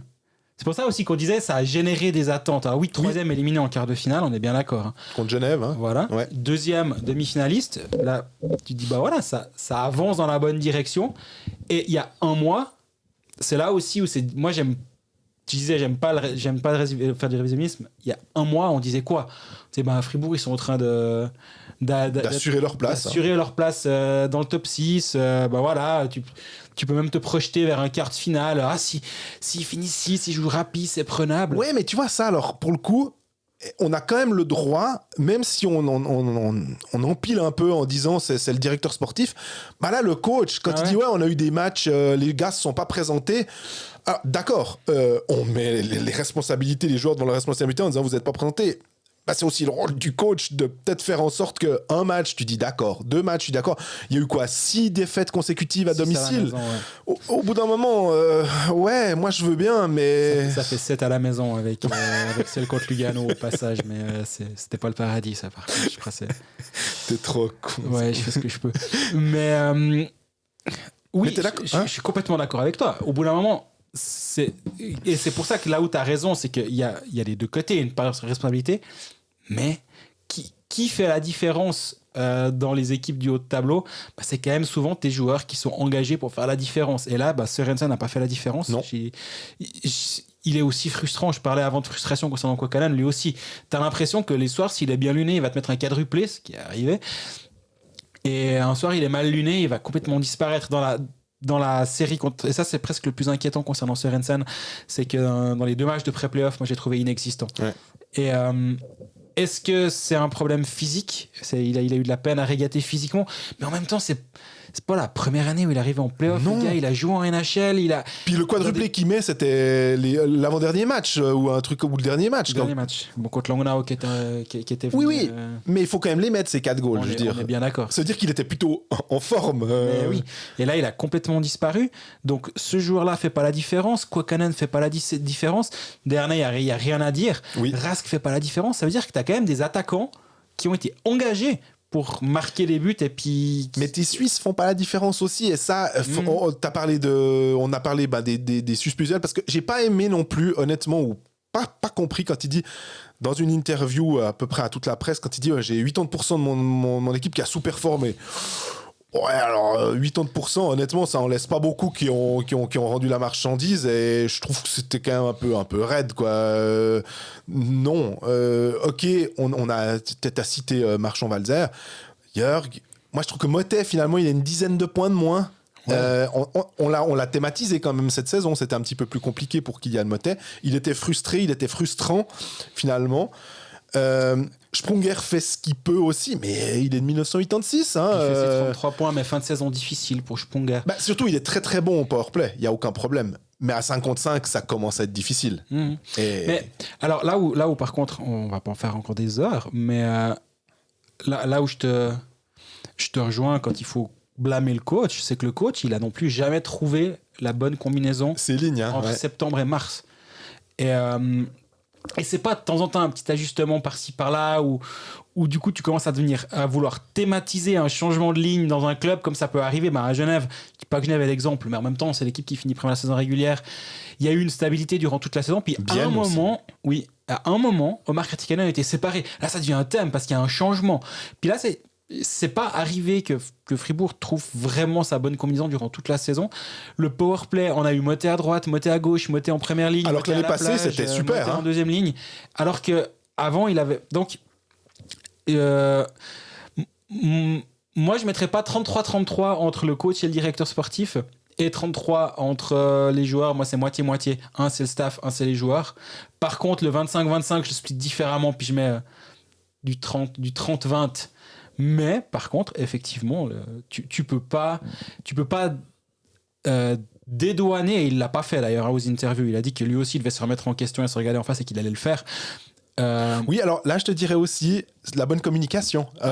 J'espère qu'il va. Je suis pas dans sa tête, je peux pas le dire. Mais on a tendance à dire il a chargé ses joueurs. Là, au moins, il a dit je vais aussi devoir le faire.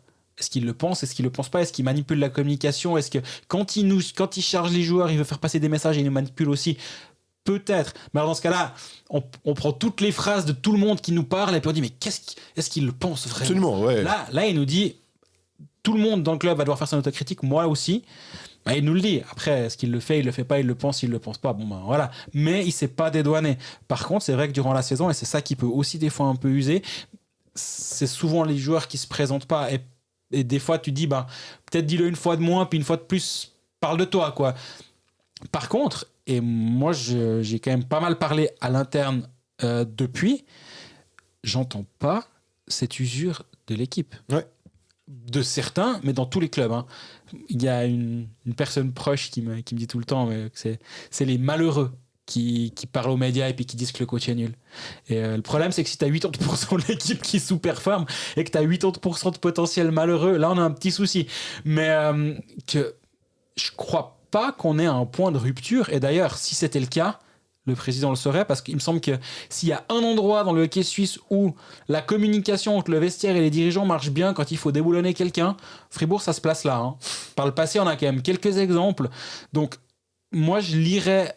Si Christian Dubé est maintenu en place, je lirais ça comme la communication entre le vestiaire et la tête pensante, on va dire, est pas rompue. Ça veut pas dire qu'elle est excellente, ça veut pas dire que tout va bien, je pense vraiment que tout va pas bien, mais je pense qu'il y a encore une communication entre les leaders du vestiaire et la tête pensante. Après, est-ce qu'il y a des malheureux? Probablement. Moi, j'ai encore une question à te poser aussi à ce niveau-là, c'est que, parce qu'on le lit souvent, alors je suis tout à fait d'accord que c'est pas parce que ça gueule sur les réseaux sociaux, globalement, à la patinoire, mais j'ai l'impression que c'est une thématique qui ressort aussi de la part du coach Christian Dubé, c'est... il est pas assez vocal. Oh là là, il braille pas sur le banc. Il est amorphe. C'est souvent...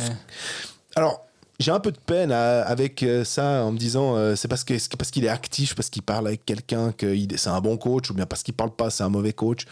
Ouais, on nous a quand même vendu pendant des années que Volven était un génie parce qu'il faisait des grandes braillées, parce qu'il faisait des grands gestes, parce qu'il était théâtral. Schlepfer, pendant des années, on nous a expliqué que c'était la panacée. Il y a eu une phrase qui m'a marqué de Stéphane Rochette à l'époque, quand il y avait Schlepfer, où il disait, je crois que c'était au Pécaliste qu'il avait dû dire ça, il a dit, il faudrait faire une comparaison de Schlepfer quand il y a la lumière rouge sur la caméra à côté de lui et quand il n'y a pas la lumière rouge sur la caméra à côté de lui. La différence de comportement quand il est filmé ou non. Et ça m'a un petit peu marqué parce que quand Crawford il fait « Oh, look at you Hollywood », on l'a revu récemment, cette séquence-là, qui est au passage mythique. Oui, il est bien volubile, etc. Mais moi, je sais pas, moi un coach qui... Jeff Ward, il est pas volubile derrière son banc. On le voit peu, il est là, Mais moi, ça me va très bien. Oui, parce que pour moi, c'est ça va transcrire à son équipe. C'est un peu de calme aussi. Puis, au bout d'un moment, sur le banc, le coach, alors, c'est pas tout à fait vrai ce que je vais dire, c'est pas tout à fait exact, mais le coach, au moment où le puck est lâché, c'est là où il a le moins d'influence, je trouve. Alors oui, il peut changer ses line-up, Dubé le fait très bien, ou très souvent. Il peut changer ses lignes, il peut changer ses match-up, il peut faire ci, il peut faire ça. Mais globalement, ton plan de match, au moment du puck drop, c'est quand même là. Jusque-là, le travail a une vraie importance. Après, il y a dans les pauses aussi. Mais moi c'est cet argument que les coachs ils doivent commencer à nous faire des grands cinémas sur les bancs. Moi, je l'achète vraiment pas, en fait. Et on a beaucoup d'exemples qui par le passé. Tu as City Kari Jalonen juste avant. Moi, j'ai pas l'impression que c'était un grand cinéma, Kari Jalonen sur le banc. Antti-Tormenon non plus. Non, moi, alors, j'ai pas besoin d'un coach... hyper actif, volubile. Bah non, c'est vrai qu'il est un peu avachi sur son banc, appuyé à la bande derrière lui, mais en même temps, so what? Par contre, est-ce que Fribourg va devoir engager un deuxième assistant? J'allais te poser la question, ouais. Moi, je pense que ça va être la voie qui va être choisie par Fribourg-Gotteron, c'est d'engager quelqu'un d'autre pour amener une voie supplémentaire. Et si tu te rappelles, déjà, Pavel Rosa et Christian Dubé sont très très proches. Oui. Et ça remonte, on en avait parlé avec Christian Dubé. À la QMJHL. Voilà, ils jouaient ensemble, ils ont gagné la Coupe Mémoriale ensemble. C'est une amitié de très longue date. C'est un binôme. Mais c'est normal, tu vas pas prendre comme assistant quelqu'un que tu peux pas blairer. Hein. Voilà. Par contre, tu peux aussi avoir tendance à t'enfermer dans quelque chose. Par contre, si tu amènes une troisième voie extérieure, alors il ne faut pas prendre l'ailier de la ligne de Hull quand ils ont gagné la Coupe Mémoriale pour le faire venir avec, ou Simon Gamache, qui est très proche, ou David Desharnais. Non, je lance un nom au hasard. Non, il n'y a rien qui va dans cette direction-là de ce que j'ai entendu. Mais d'amener une troisième voie. Et si, pour ceux qui n'ont pas écouté le podcast avec Yann Cadieux, oui, où il nous expliquait comment lui il fonctionnait avec ses deux assistants, je pensais à ça. Trey et Franzan, où il se challengeait parmi. Ben voilà, moi j'aimerais changer mes lignes. Proposez-moi. Je vais scinder Omar et Artikainen. Chacun fait son line-up dans son coin. Là, on va tous faire nos devoirs. Puis on met en commun et on argumente, on débat. On amène des sons de cloche différents dans le bureau. Et est-ce qu'une troisième voie viendrait peut-être justement amener autre chose, amener un changement de dynamique dans le vestiaire, et aussi pour les joueurs d'avoir une voix supplémentaire, parce que le head coach, c'est lui qui va prendre toute la responsabilité en cas de fiasco, on est bien d'accord, mais c'est pas lui qui va forcément le plus parler avec ses joueurs. T'as le coach des défenseurs, t'as le coach des attaquants, et si les joueurs ils ont une autre voix qui vient leur parler, que systématiquement le head coach qui est aussi l'entraîneur des attaquants, le responsable des attaquants, c'est peut-être un petit peu difficile, puis t'as un peu un vase clos qui se crée, une dynamique qui peut un petit peu devenir rouillée. Et cette troisième voie, moi je peux assez voir ce chemin-là comme étant intéressant.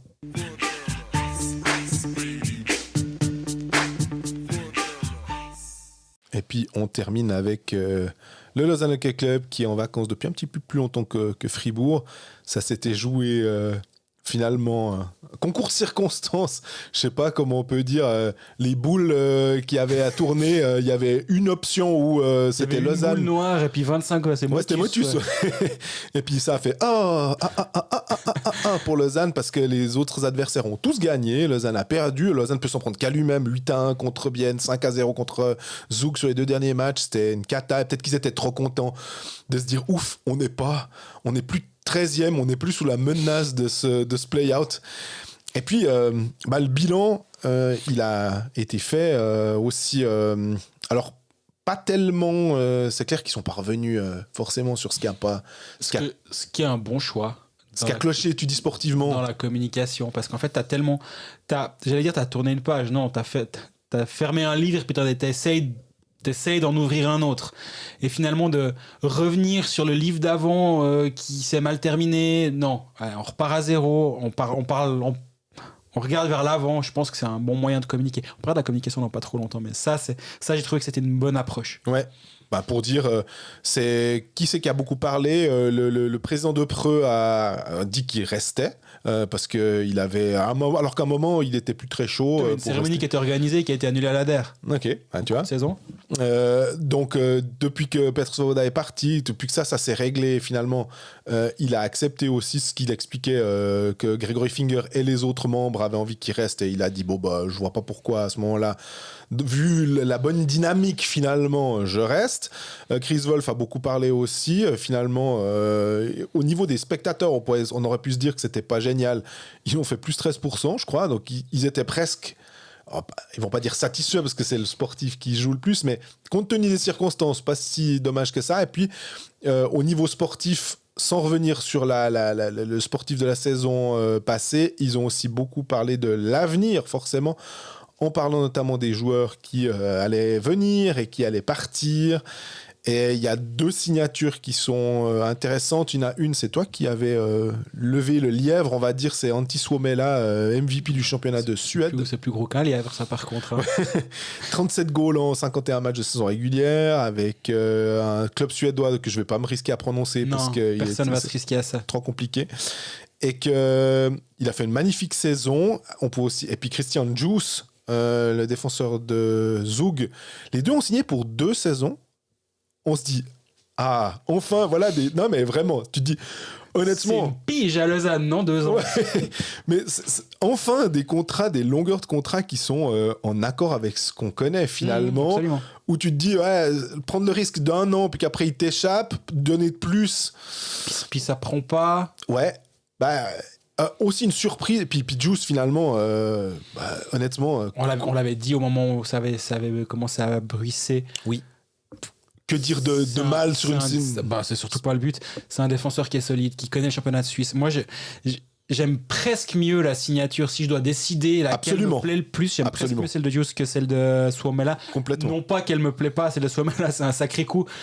Mais Juice, c'est un défenseur qui est habitué au championnat de Suisse, qui connaît ça, qui est là, qui est habitué, qui est acclimaté ici, qui a eu du succès. Moi, j'ai rien de négatif. En fait, juste pour moi, je vois. Je pense vraiment que c'est un très, très, très, très gros coup. Suomela, il vient avec un point d'interrogation. Je sais que tu as posé la question sur la NHL, que l'agent a dit qu'il n'a pas de contact ou quelque chose comme ça. Voilà. Moi, on me dit quand même que l'équipe suédoise, où il y a pas mal de bois morts, était sacrément scoutée en fin de saison par des gens de NHL qui venaient voir beaucoup, beaucoup de matchs. J'ai un scout qui était présent et qui m'a dit qu'il y avait du monde. Et. C'était pas pour voir le joueur de 13e attaquant jouer, que c'était surtout pour lui. Ça veut rien dire. Ils ont une première ligne qui était incroyable par ça. Mais lui, je crois vraiment qu'il a tapé dans l'œil. Maintenant, partons du principe qu'il sera là et on espère qu'il sera là. Une seule saison, véritablement. Moi, c'est plutôt ça. Une saison magnifique. En surperformance, mais... S'il nous fait une saison à 25 goals ici, tu te dis, ça va, je crois qu'on a suffisamment fait des choux et des pâtés sur Artikainen et ses 29 buts ou 28 buts en saison régulière. S'il est un poil en deçà de cette marque, ça reste extraordinaire. Non, c'est une superbe signature, Dios aussi. Pour le powerplay lausannois aussi, parce qu'il a été quand même un peu la pierre d'achoppement. Ça fait quand même... s'en va, du coup, justement. Exactement. Ça, c'est la news. Il nous a expliqué, John Fuss, il dit c'était samedi soir, la conférence de presse était le lundi matin. Il dit samedi soir, on s'est mis d'accord, on a discuté. Il a émis le souhait de partir. Nous, on va pas bloquer un joueur. Et de ce que je sais, si j'ose. Oui, non, mais c'est peut-être pour dire, je voulais dire que tu l'as tweeté aussi un peu pour expliquer, parce que souvent, quand Lausanne a fait des ruptures de contrat, on s'est un peu acharné sur le Lausanne, comme disant mais il y a qu'à Lausanne que les ruptures de contrat, alors qu'on a vu qu'il y a eu Di Domenico, alors qu'on a vu qu'il y a... Et là, Gernat, tu voulais aussi noter que c'était différent. Moi, je trouve, ouais, là. Exactement. En fait, quand la rupture, elle se fait en bonne intelligence et qu'il y a des deux côtés. Parce qu'en fait, ce qui était un peu agaçant ces 2 dernières années, c'est que chaque fois qu'il y avait une rupture de contrat, et peu importe qui, quoi, comment et comment elle était expliquée, tout le monde nous disait « Ah, mais vous avez vu, quand c'est peu importe qui va je sais pas où, vous dites rien, puis quand c'est Lausanne, vous gueulez. » Ouais, mais en fait, ailleurs, ça se passe bien. À Lausanne, ça s'est systématiquement mal passé sous Svoboda. Donc, ça n'a rien à voir. Là, moi, je suis complètement d'accord avec le fait qu'au bout d'un moment, tu te mets à table, tu dis « Bon, moi j'ai encore 1 an de contrat, mais... je suis pas plus content que ça ici. Est-ce qu'on peut discuter pour rompre ce contrat ? Est-ce que... Après, tu parles entre hommes intelligents et ça s'est très bien passé. Et moi, justement, je trouvais important de pas... On parlait de nouveaux livres qui s'est ouvert et de pas se dire « Ouais, mais à la fin du livre précédent, il y avait tel truc, donc ça, c'est la suite. » Non. Il y a eu un nouveau départ. On verra où ça va, on verra si ça se passera bien, mais il y a un nouveau départ. Et je trouve que c'est assez important de le préciser. De ce que je sais, en cours de saison, Gernat avait des touches avec la KHL qui ne se sont pas matérialisées parce que Lausanne n'a pas souhaité le laisser partir en cours de saison parce qu'ils se rendaient bien compte qu'ils avaient un peu besoin de tout le monde à bord et que 14 des 10 licences avaient déjà été utilisées par Svoboda. Donc il fallait un peu que tout le monde soit là. Puis trouver un défenseur aussi polyvalent que Gernat, à ce moment-là de la saison, on a vu à quel point c'était compliqué. Enfin, Lucas Klock a été un peu presque l'exception du côté de Lugano. Absolument. Donc, si on me dit qu'il est rebondi en KHL la saison prochaine, je suis pas totalement surpris. Mais tu vas le taper alors, s'il part chez les Russes. Il vit sa vie. Par contre, moi, je voulais revenir sur la communication. On nous annonce une communication transparente. Je sais pas, t'as fait un bingo transparence ou communication ou autre quand t'étais là-bas ou bien... Tu dis pour savoir combien de fois ça a été noté. Ouais. Non, mais... Mais ça a été et c'est bien à part ça. Hein. Alors, par contre, donnez-nous donnez-nous la durée du contrat de John Foust. Pourquoi tu fais oui, on veut être transparent. Alors bon, notre propriétaire, on sait pas qui c'est, ça peut être monsieur qui sert les cafés, on sait pas quelle tête il a, donc peut-être c'est lui, Gregory Finger. John Foust, il va rester. Combien de temps ? Ouais, mais ça, regardez pas. Damien Ria, il a un contrat. Hein. Ouais. Combien ? On n'avait pas annoncé, donc on dit rien. Au bout d'un moment. Alors, soyez transparents. Vraiment, je dis pas qu'on nous ouvre la comptabilité. Non, du tout. Qu'on puisse aller voir dans le vestiaire pendant les matchs. Hein.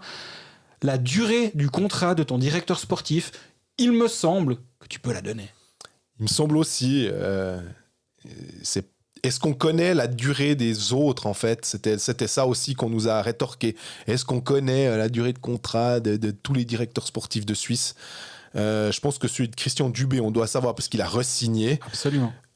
Pour les autres, c'est vrai que je t'avoue que je serais bien incapable de te dire combien Yannick Steinmann a encore d'années de contrat. Reto Clé, pareil. Donc là, j'entendais l'argument, parce que ça a été posé comme question en conférence de presse. Je trouve que le signal n'est pas bon. Voilà, on leur disait, oui, mais alors vous êtes transparent, mais vous nous donnez pas la durée. Puis ils étaient un peu pas mal pris, mais ils essaient d'expliquer qu'il y avait un peu des choses qui étaient compliquées, puis que c'est pour ça qu'ils voulaient pas, mais c'était pas un manque de transparence de leur part. Et on a posé aussi la question concernant Gregory Finger. Et j'essayais d'être le plus... Cyril Pache a posé la question. J'ai essayé de rebondir un peu aussi en disant, mais... Parce que j'ai l'impression que les gens ont envie de le saluer et de lui dire merci beaucoup pour ce que vous faites à Lausanne, et pas du tout pour être méchant, mais que c'était pas forcément facile pour lui, pour sa famille, avec la situation qui se passe actuellement du côté de la Russie. C'est aussi un petit peu la réponse. Patrick Depreux voulait pas s'étendre là-dessus. D'accord. Que...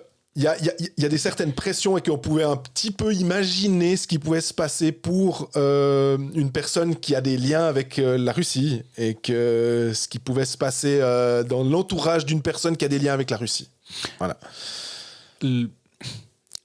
C'est en contradiction avec la transparence souhaitée. C'est juste ça qui est gênant. Bien sûr. Mais finalement, je pense qu'on a réussi à accepter à terme. J'ai fait 25 demandes d'interview de Gregory Finger sans photo si nécessaire, par téléphone si nécessaire. Il veut pas. Ça, au bout d'un moment, je peux l'entendre. Mais c'est un peu le tout mis bout à bout. Tu dis, mais vous êtes transparent, mais alors, soyez-le vraiment. Je te dirais, j'ai posé la question, je dis, mais voilà, l'interview, simplement qu'on aimerait... Qui à la rigueur qui s'exprime pas forcément sur l'aspect sportif du club, mais non. Juste de le connaître un peu. Mais qui êtes-vous, monsieur Finger? Et puis on me dit, oh mais il est là à tous les matchs, vous pouvez venir et tout. Oui, mais je dis que s'il y a 7000 personnes dans la patinoire, tu montres 5 personnes comme ça, tu dis quel est le propriétaire vu qu'il est là tout le temps. Il n'y a personne qui va savoir à peu de choses près qui c'est. Ah, bien sûr. Et on nous a dit oui, mais UBS, vous avez des propriétaires du Moyen-Orient, est-ce que vous les connaissez? Et puis, ou bien une autre grande entreprise et tout, est-ce que vous les connaissez? Non, c'est vrai, mais en même temps, un club de hockey, il y a un peu... Une grande entreprise, s'il y a 10 000 personnes qui viennent voir les gens travailler, les premiers employés travailler une fois par semaine, puis que c'est un spectacle. Et non, moi je trouve que c'est difficile d'avoir... c'est très populaire aussi. Mais oui, d'instaurer la confiance dans tes gens autrement. Alors, par les faits, il inspire une confiance absolue pour l'instant. Il n'y a rien à dire. Puis ils nous disent que des bonnes choses. Et moi, on l'a dit plusieurs fois à ce micro, il faut pas faire l'erreur de se dire ah ouais, sous prétexte qu'il est d'origine russe et passeport suisse, faut pas faire d'amalgame avec Chagaïev par exemple. Absolument. On l'a jamais fait. Il y a aucune indication de quoi que ce soit dans ce genre-là. Mais je trouve que oui, tu donnes confiance en épongeant les dizaines de millions de déficits depuis qu'il est là, parce qu'il n'est pas arrivé au meilleur des moments, on est bien d'accord. Il pensait aussi que l'industrie du spectacle et la Vaudoise Arena allaient cartonner, on nous l'a dit et on attend toujours. Oui, mais voilà. Alors, ça aussi, pour te dire, j'ai discuté un peu avec des personnes proches du club. Moi, ce qui m'avait frappé, c'est étant un grand amateur de hip-hop, il y a le concert de Kendrick Lamar qui était à Lausanne et le concert de Kendrick Lamar qui était à Zurich. Il se trouve qu'avec quelqu'un qui s'appelle Greg, on a regardé un petit peu les prix, parce que j'étais frappé de voir des prix qui partaient à partir de 130 balles, alors qu'à Zurich, c'était 70 à 110 ou 120 francs. Les premiers prix de Lausanne étaient plus chers que le prix le plus cher à Zurich. Je me dis, le Hallenstadion, pour avoir fait des concerts à l'époque quand je travaillais à 24 heures, c'est une belle salle de spectacle, c'est assez chouette. Il y a plus de monde qu'à Lausanne. Et quelqu'un m'a dit, mais ça, c'est Petr Svoboda qui a dit, non, on va faire des tarifs comme ça, alors que tout le monde était un peu là. Mais pourquoi? Non, alors, il faut pas. Moi, ça m'inspire plusieurs choses. Déjà, je pense que Svoboda est d'avoir les oreilles qui sifflent à force. Ouais. Mais qu'on lui donne les pleins pouvoirs sur le hockey, c'est une chose. Mais à quel moment il fait des business plans pour des concerts, machin? Et c'est incroyable, la puissance qu'il a eue. En tant que propriétaire. Hein. Mais c'est aussi là où on peut se dire, ok, ce club revient d'assez loin. Le chapitre qui s'est fermé, le livre qui s'est fermé, on va le cramer, celui-là de bouquin. Et ou dans le livre du centenaire, faut pas le cramer parce qu'il... Non, faut coller les pages. Faut coller les pages, voilà. Il y a quelqu'un au club qui m'a dit en souriant, en m'envoyant un message en disant que de refaire le livre sans cette double page a été évoqué. Okay. Mais ça allait coûter un bras. Logique. Alors tu me diras, si tu payes Canins pour 5 ans, tu peux refaire 3-4 bouquins. Mais... Greg, arrête de foutre des vannes comme ça, ce pauvre Canins. Mais blague à part, tu penses que Lausanne va vers le beau aujourd'hui? Alors, je sais qu'on s'est foutu de moi sur Twitter, parce que j'avais dit que Lausanne est aujourd'hui bien... Oui, Lausanne est éliminée, mais Lausanne a enfin une vraie direction et on sait où il va, etc. J'ai eu des tweets un peu sarcastiques en disant ouais, t'es bien gentil, oui, mais ils se rendent pas compte. En fait, c'est que toi, tu savais quand même aussi, et tu l'as évoqué pas mal de fois dans tes articles, tu sais d'où ils repartent en fait. C'est ça. Et en fait, t'as envie de donner un bénéfice du doute total à l'après Svoboda, tant le doute était total avant. Et maintenant, laissons-les travailler tranquillement. Oui, il y a encore des choses à nettoyer dans l'après, et je l'ai écrit, ça prendra du temps. La marge de manœuvre de John Foust en tant que directeur sportif, elle n'est pas énorme. Hein. Non, absolument. Donc, on laisse travailler tranquille. Pour l'instant, les signaux sont assez intéressants. On disait Suomela c'est très bien. Mais j'ai l'impression que... Alors, je voulais aussi parler tu me rappelleras de parler d'Emerton, Maillard et tout, mais les joueurs suisses, honnêtement, si on fait un peu le bilan aussi simplement sportivement, au bout d'un moment, est-ce que ta première ligne, Sekac, Fuchs, Ria, aussi intéressante soit-elle, est-ce que c'est vraiment une première ligne d'un club de National League qui vise le titre? Parce que j'ai l'impression que Fuchs et Ria, honnêtement, il faut dire que pour moi, ils m'ont déçu. Ouais. Parce que Fuchs, est-ce que c'est un centre de premier ou deuxième trio d'un club qui vise le tout haut du classement? Je suis pas sûr. Ria, qui est un buteur, montre-nous que tu peux marquer des buts. Il va devant le but, il va un peu gratter des choses. Et c'est censé être tes leaders suisses. Et que Ken Yeager, il est pas mal du tout. Il a plutôt été intéressant. Il faut encore qu'il monte. Il fait partie des cadres élargis de l'équipe de Suisse. Mais ouais, les étrangers, c'est une chose, mais il faut... Là aussi, j'aurais envie de laisser une bénéfice du doute aux joueurs aussi qui ont un peu sous-performé la saison dernière, en me disant que tout n'a pas dû être si simple que ça, et on a vu l'avant-après. Et je sais plus si je l'ai écrit ou si on l'a dit à ce podcast. Faisons pas l'erreur non plus désormais de dire que tout ce qui va pas à la Vaudoise Arena sur les 50 prochaines années sera la faute de Svoboda. Ce serait une erreur et ce serait un peu trop facile. Absolument. Aussi parce qu'on l'a laissé faire tout ça. Donc les gens qui l'ont laissé faire doivent pas après dire ouais mais il a tout fait. Ouais, il avait une liberté quand même totale à un moment donné. Mais j'aimerais bien voir ce Lausanne HC une saison tranquille. Tu me diras, on dit ça avec le Session chaque année. Oui, mais ça, c'est le vœu de Chris Wolf d'ailleurs qui a dit si on pouvait avoir, s'il vous plaît, aussi une saison juste normale. Ben voilà. Parce qu'il dit ça fait 12 ans que je suis dans ce club. Je pense qu'il n'a jamais eu une qui était. Non, il y a toujours un truc qui s'est passé alors que ça semblait aller plutôt pas mal, mais. Là, juste au moins un truc qui aille bien. Ben ouais, c'est ce que moi j'espère aussi, voir ce club travailler tranquillement parce que, et on va pas redire une nouvelle fois, mais il y a quand même un peu tout pour bien faire. Quand t'as quelqu'un qui est prêt à s'investir et à investir pour ce club, même si discret soit-il, il y a quand même quelqu'un qui est prêt à mettre la main au porte-monnaie pour éponger les conneries d'avant et qui a été qui a fait confiance aussi pendant plusieurs années. Et qui assume maintenant sa confiance mal placée, Lausanne est dans une bonne position. Donc laissons-les travailler et puis on les revoit la saison prochaine. Je pense que c'est la dernière fois qu'on aura parlé de Lausanne et de Fribourg cette saison. Sauf il y a des petites surprises. Mais j'ai mentionné Emerton et Maillard. J'ai posé la question quand ils ont aligné les arrivées et les départs. Et j'ai dit, mais alors au niveau de... Que se passe-t-il ? Donc oui, très bien, Panic, très bien, Kaloff. Mais... Super passage de Kaloff à Lausanne. On va retirer son maillot. Il a fait un match, un soir, comme ça. Qu'en est-il d'Emerton parce qu'on ne savait pas trop ce qui se passait au niveau du contrat et John Fuss a dit qu'il n'avait plus de contrat, mais qu'ils étaient en train de regarder avec lui éventuellement, parce que je crois que lui a le souhait de rester par là aussi. Je pense qu'avec sa famille, il se plaît bien dans la région. Est-ce que un club ferme. Maintenant que Martini est remonté en Swiss League, est-ce qu'on peut imaginer une collaboration avec ce club-là comme partenaire ? À ce moment-là, un Emerton attaquant dans un club de Swiss League et peut-être 7e attaquant à Lausanne, c'est possible. Guillaume Maillard, il y a des rumeurs qu'il envoie dans d'autres clubs et... Qu'en est-il exactement ? Eh ben, il paraît que c'est pas encore fait. Selon la réponse de John Fuss, c'est qu'il y a toujours des discussions avec Guillaume Maillard. Donc, parce qu'il n'était pas si mauvais, honnêtement. Et là encore, en 4e ligne, moi, ces joueurs comme type Maillard, type Antonietti, sont des joueurs assez intéressants parce qu'ils ont aussi, en plus de cette envie de jouer... Il représente aussi un peu les clubs dans lesquels il joue. On a vu que Maillard, quand il jouait à Bienne, il n'était pas si mauvais que ça, et quand il était bien utilisé, quand il était avec Lausanne, quand il est revenu, une fois qu'il a pu se mettre en place, qu'il a eu la confiance de Geoff Ward, c'était pas le plus mauvais du Lausanne Hockey Club. Donc voilà, j'ai aussi posé la question sur Lauri Kainen, parce que... On parle vite de Maillard. Oui.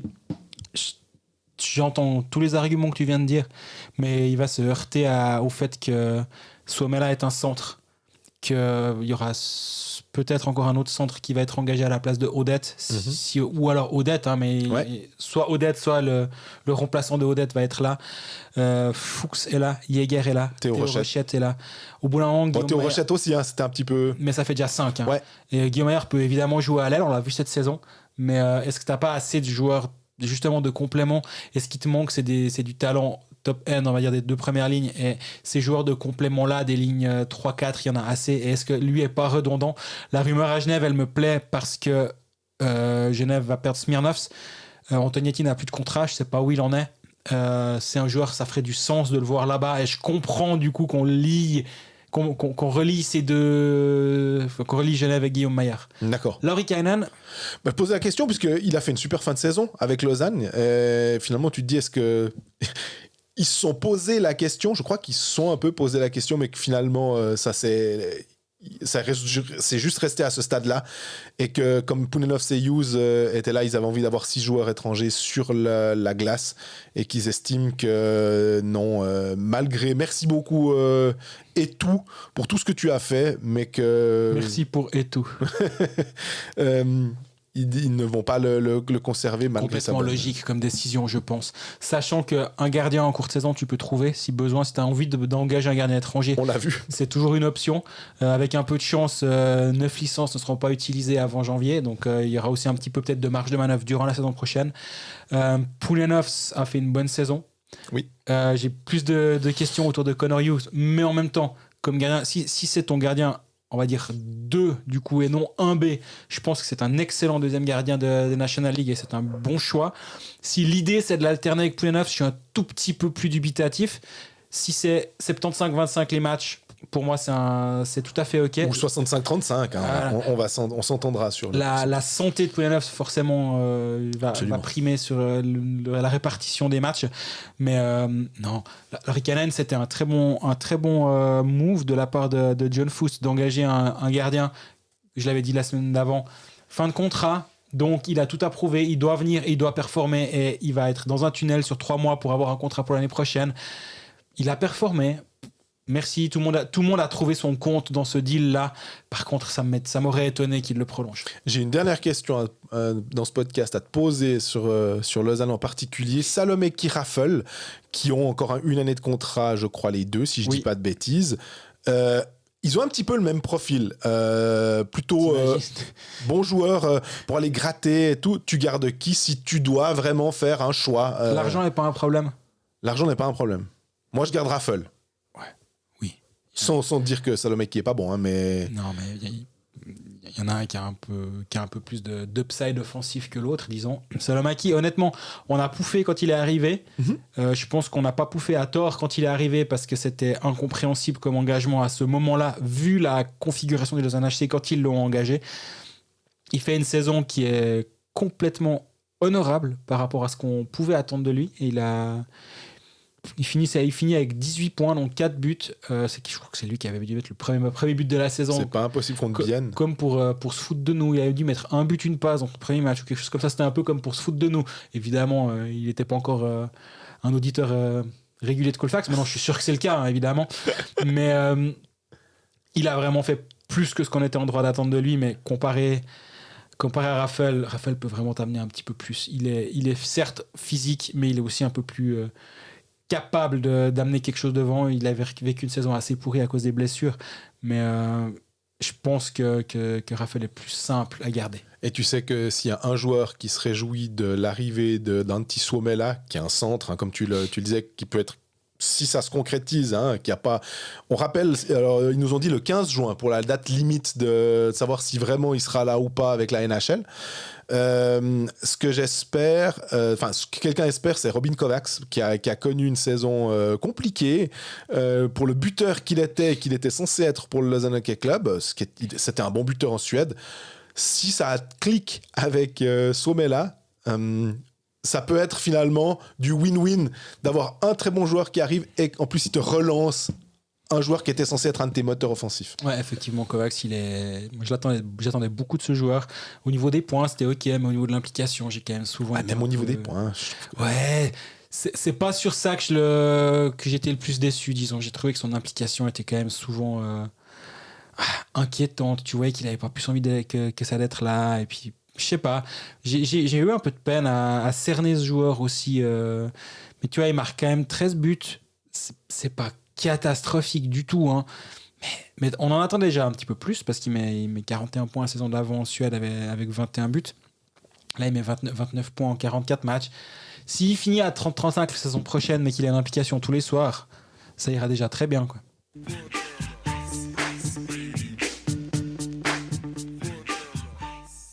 On est au terme de ce premier épisode des playoffs. 25e épisode. On a dit au revoir à 2 clubs. On a dit à la semaine prochaine à Genève et Bienne.